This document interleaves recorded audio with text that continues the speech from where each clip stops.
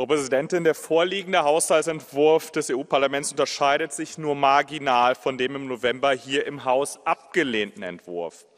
Man muss sich also die Frage stellen, wieso wir überhaupt einen Entwurf abstimmen, wenn das Votum des Parlaments offensichtlich überhaupt keine Rolle bei den Verhandlungen gespielt hat. Das sieht man auch an den einzelnen Änderungsanträgen, die letzten Monat bei der Abstimmung eine Mehrheit gefunden haben. Diese haben in den Verhandlungen zwischen Parlament und Rat überhaupt keine Rolle gespielt. Nehmen wir als Beispiel unsere Anträge zur Finanzierung physischer Barrieren an den Außengrenzen und den Asylzentren außerhalb der EU. Beiden wurde hier im Parlament zugestimmt. Beide haben hier eine Mehrheit gefunden. Und was ist in dem Entwurf aus diesen Anträgen geworden? Richtig, gar nichts. Wie so häufig schert man sich in diesem Haus überhaupt nicht um demokratische Ergebnisse.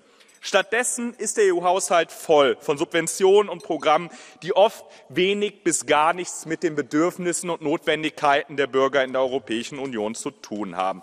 Im wichtigsten Bereich der Migration oder besser gesagt deren Bewahrung sollen 12 Millionen Euro mehr ausgegeben werden.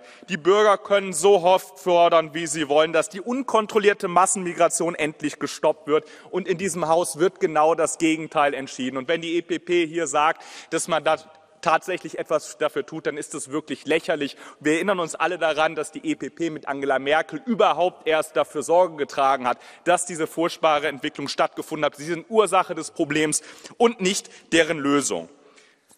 Doch gehen wir weiter.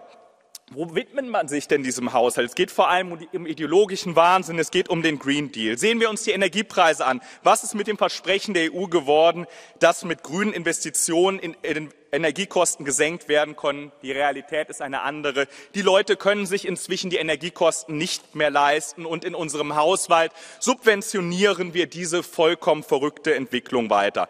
Dieses Pamphlet der Steuergeldverschwendung namens Haushalt lehnen wir strikt ab. Vielen Dank.